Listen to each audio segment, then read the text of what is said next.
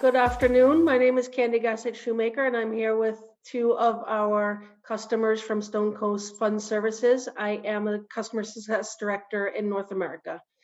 Dave, would you like to introduce yourself, please? Sure, Candy. My name is Dave Gilligan. I'm the Development Team Manager at Stone Coast. And Justin? Hi, Candy. My name is Justin Wood. I manage the business analysis team here at Stone Coast. Great. Welcome, and thank you for joining us today. Thank you. If we could start with just if you could tell us about your journey with Bizagi so far. Yeah, sure. So we've been Bizagi customers for, I believe, about 5 or 6 years now. And what the way that we approach things is really to kind of start shallow. So picking workflows and processes that are a good fit for Bizagi because of simplicity at the outset was really kind of how we started the journey.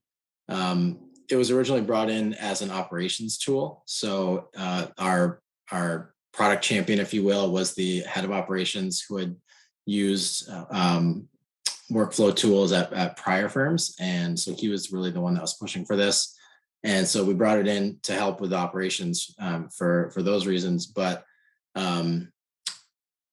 pretty quickly, other departments saw the tool, saw what it could do, and eventually it kind of permeated the organization. And we're now at a point where we have at least 1 or 2 workflows that are used by every single department in the organization. So it's pretty well ingrained in the day-to-day of almost every team at Stone Coast. And, it's one of our most critical applications at this point. Great. Just anything to add to that?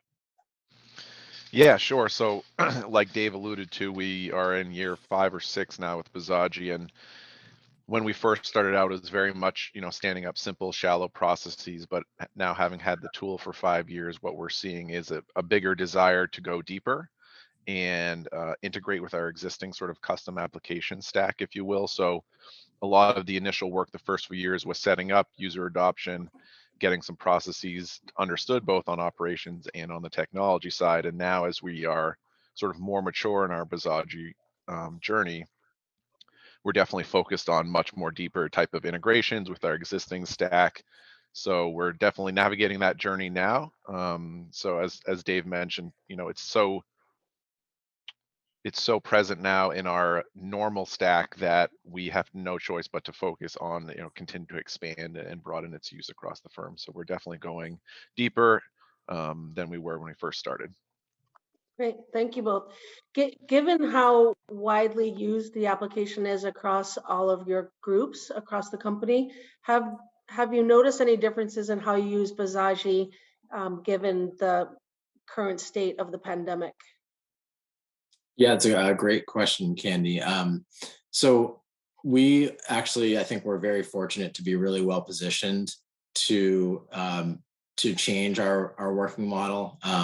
Prior to the pandemic, Stone Coast was a almost 100% in office operation, and overnight, like many other firms, we had to change that model and turn it on its head. And we felt really fortunate that we had already moved. Not only are some of our most business critical processes, but also the most kind of manually labor intensive paper-based things were already in Bizagi because we had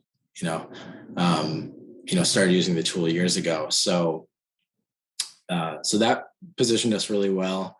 It made the transition to remote work, much easier. I know just from networking and talking to other firms, a lot of people were scrambling to try to implement digital process automation while trying to also implement a remote work environment, which, that would be very difficult to do, I'm sure, at the same time. So it made that a lot easier for us. And then, it also allowed us to move what was kind of, our maker checker type processes where you have, a maker and a reviewer, those were able to transition really easily into a digital review process pretty seamlessly with attaching documents to processes and cases, and it made it so that we could manage the work pretty seamlessly.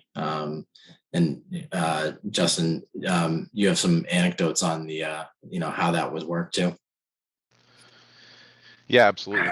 Thanks, Dave. So, with the past year and a half, financial industry has been sort of a whirlwind, and we've been fortunate that our company has really done well, and we've had quite a demand for our offering. So ultimately, we've had a lot of new hires, and our need to reassign work and delegate work to various groups and just sort of help to share in that volume has been made quite easy by Bizagi. So the concept of delegation and being able to share work and sort of balance the load, if you will, has really been important for us. And then logistically implementing that with Bizagi has been fairly straightforward. So as Dave mentioned, not only is it making the work less manual and sort of in-person review, we're also able to share that workload across a broader group of employees, which has made sort of getting through the challenging high volume times a lot easier.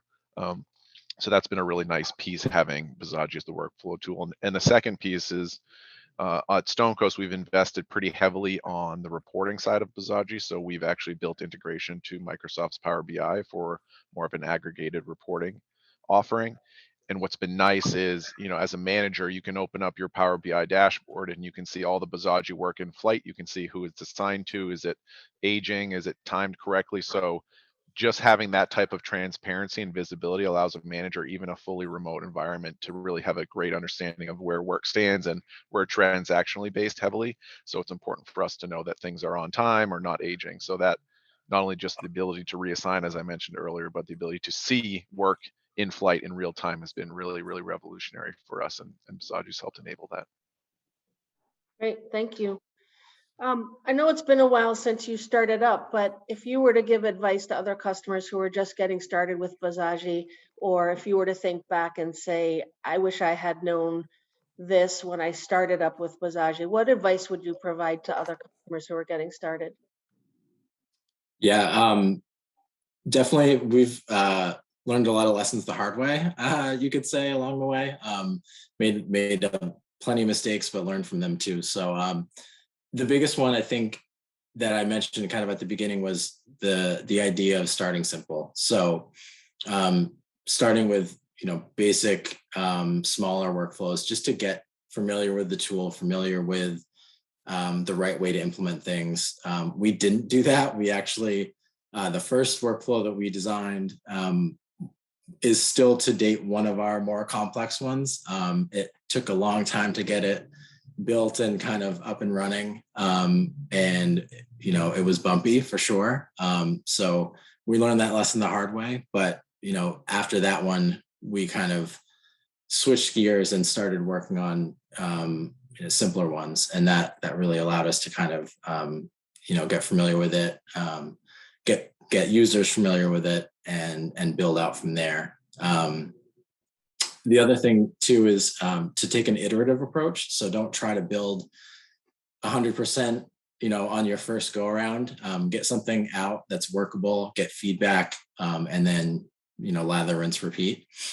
The third thing is starting off with a small team, and really having a focus, a dedicated team that can focus on building out the application, getting people up to speed and getting them knowledgeable to be able to support it, and support the user base, and then over time, as you've got more processes out there and it's become kind of more of a mainstream thing, what we did is we transitioned from kind of a center of excellence type model to one that's more integrated with the rest of our technology team. So we now have the Bizagi development and support basically just part of Justin and my team. We have developers that work on Bizagi, they work on .NET and SQL and everything else. It's just kind of become another tool in our tool belt, and we don't have the specialized resources that we did at the beginning. Right, and sort of to dovetail that with what Dave was saying is, continuing to ensure that you're doing knowledge share across the department is super important. And I think what we saw was, as Dave mentioned, sort of having a center of excellence and then slowly migrating Bizagi into our existing stack. It was because of demand, right? We had a lot of users and a lot of requests for new workflow, and that's a great thing. But ultimately, you have to shift your support and your development methodology to support that. So ensuring that, while you have a dedicated team, you also continue to focus on sharing knowledge, as well as just building out a support team. Support is necessary when you have a lot of products going out into production. And obviously, by doing knowledge share, that's helped in the support aspect and helps to eliminate key person risk, especially. So the last thing you want to do is, as a technology team, roll out new processes and then have issues sort of supporting them, or if someone's out. So really just the concept of focusing on sharing knowledge across the team, reducing key person risk was important to us. And just going back to one thing that Dave said on the sort of starting off simple, what we found to be quite effective was when we're looking to automate typically a manual type process or a paper-based process, really to do it like for like. So, take what they're doing on a piece of paper, automate that into the workflow tool, rather than trying to take it and enhance it in the same step. Typically what happens is a lot of it, the conversation could be speculative, or you're unsure as to what that process may look like in the future. So trying to automate that, as most technology folks know, is fairly difficult. So really trying to focus on like for like being the first phase, and then looking to iterate that on live feedback is definitely something that we've come to embrace as a preferred principle. Great. If I could dig a little bit deeper into something you said, Dave, as a customer success director, I get a lot of questions from customers who are just starting out about how to build a capability maturity model for Bizagi and what types of resources, how do they get shared across other tools. So maybe you could talk about that transition from a strictly Bizagi workforce to how you decided what types of resources are working on which types of projects across many tools, and how you define the capacity that that team can work on. Yeah, absolutely. So when we started out, we had engaged with one of your partner consulting firms. So they helped us build out the first couple workflows and kind of gave us, some training as well. And so then we ended up hiring a developer to come in and specifically focus just on learning Bizagi. They didn't have any prior experience, but we put them through a pretty rigorous training, and that was their only focus for probably 2 years. So we built out a pretty good resource there, but with having that center of excellence, like Justin was saying, over time the demand grew and kind of outpaced what that one person could reasonably put out. And so we then started shifting our focus to what other resources do we have internally that can be leveraged as well. At the time we had an 8-person development team that was doing kind of more traditional software development. And so we looked at saying, okay, let's take a couple people from the development team, get them trained on Bizagi, and then kind of slowly increase our capacity over time. So they kind of went through the same trainings, starting with the online tools that you all provide to everyone, all the training videos and modules. A couple of them have gotten their Bizagi developer certification. So basically just using the tools available and then leveraging the outside consultant training, I think, was really helpful. And so then once we kind of felt like we had a good amount of capacity and expertise, we really basically just kind of disbanded that center of excellence type of model, transitioned that specialized Bizagi developer into the main development team, and then just kind of went from there. Great, thank you. Anything to add, Justin? Yeah, I think so. What Dave mentioned is fairly similar to what happened in the evolution for the business analyst department, the BA team. So historically, the COE had one sort of business process analyst, and as Dave mentioned, when the development resource was pulled into the sort of core development team, we did the same move, pulling in the business process analyst onto our BA team. So now we have a team of 6 BAs who can all do requirements gathering and testing for Bizagi, whereas we used to have one. So that's helped with the throughput as well. So we've made conscious efforts, as Dave said as well, to just bring that knowledge in-house within the existing teams and integrate it into our sort of tool suite of applications that we have at Stone Coast. And for us specifically, it's been important because often at times our group plays the role as a tier 2 support group. So, we have a typical help desk which will receive tickets, but then we'll likely escalate if it requires some level of subject matter expertise trying to get to the developer. So it's helped in the support model as well, not just from creating new processes. Great, thank you. And given that you now have Bizagi as part of your overall tool set, how do you choose processes that you think are good fits for Bizagi, and how do you get them into that pipeline? Yeah, absolutely. So um, because Bizagi is no longer a standalone COE model, we basically, the requests for new processes or changes all come in through the same queue that all of our other work does. So again, then gets prioritized by the business along with all the other work. But as we're taking in those requests, we really try to compare them to the principles that we've defined for what we want to put in Bizagi. As a firm, we've decided we want to really focus on efficiency, obviously, but also risk mitigation and providing transparency to the organization. So as we look at projects or candidate projects that come in, we look at them and say, okay, which of those principles does this project hit on? If it's one, that's great. If it's multiple, even better. And then the other thing that we look at is, as Justin was saying before, we're trying to go kind of deeper with the workflows and provide more integration, provide more functionality. And along with that, we're also trying to do more event-driven processing.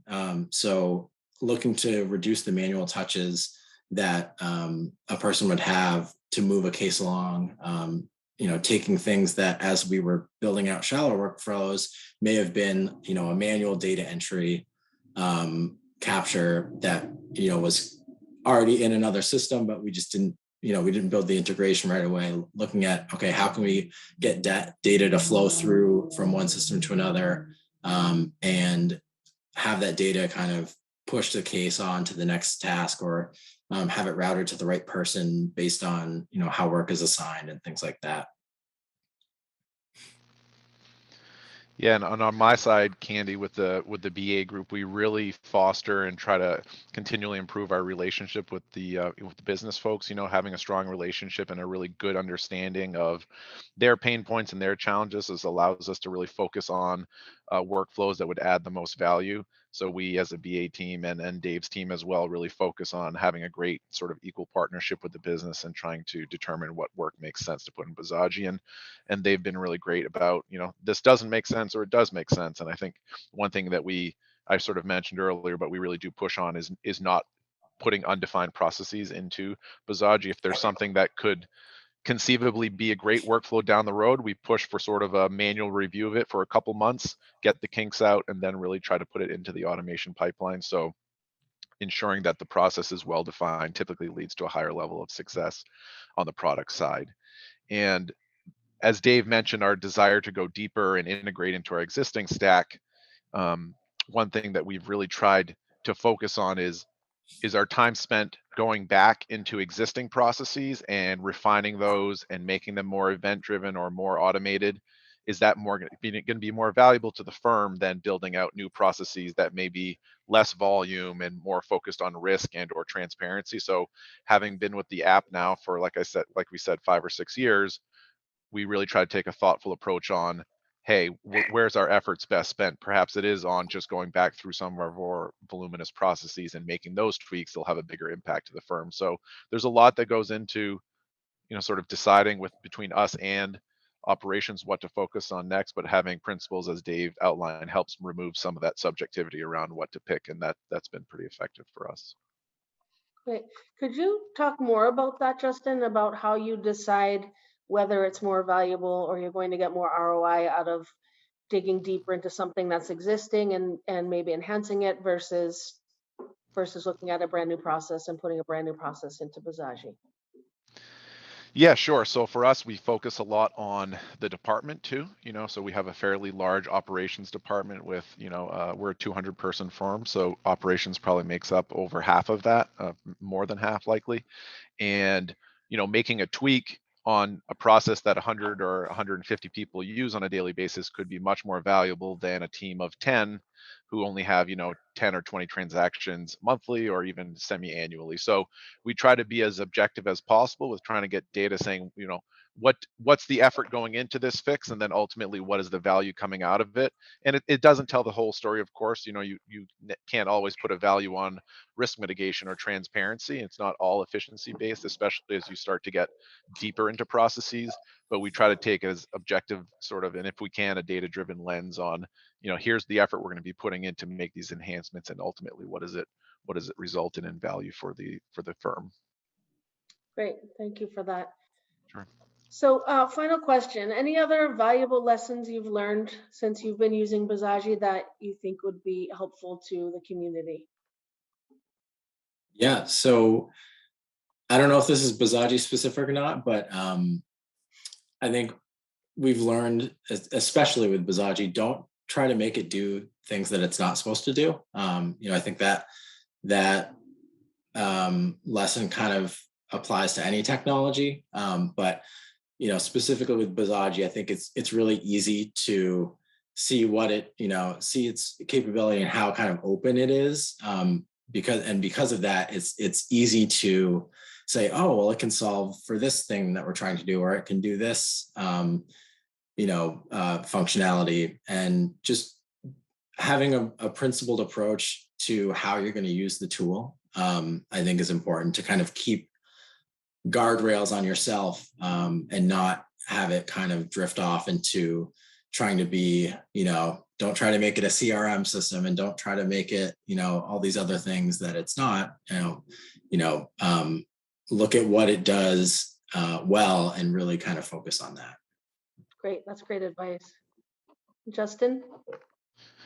Yeah, and I think for us, what we've continued to learn is just ask for help. The working with you all and the product team has been enlightening on a lot of occasions where, getting advice on architectural best practices or things that you shouldn't do, or industry type approaches has really been helpful for us. So, if you're able to get that, let's call it advice or insight up front, it typically saves you a lot of headaches in the end. And I think through our course of the years, we've realized just let's pause. Obviously, there's always a desire to get things out as quickly as possible, but taking that extra time and vetting your design and your concept with some true experts, like on the product team, that has been really, really valuable for us. So I would certainly encourage new folks to reach out to you all, Candy, or on the product team, and just vet your ideas, have some great conversations. Everyone's always willing to help, and that will hopefully stem any issues that you might have down the road. And it's not going to be perfect, but it's always nice to have a second or third set of eyes look at your process and make sure that you're thinking about it correctly. So encourage folks to just be okay that you don't know what you don't know, and see if you can find folks to help you. So definitely push for that. Great. Thank you both so much. Really appreciate you taking the time to talk to us today and to talk about your experiences with Bizagi and some lessons learned for the community. So thank you very much for being great customers and advocates for us. Yeah, our pleasure, Candy. Thank you. Thank you, Candy. We appreciate it.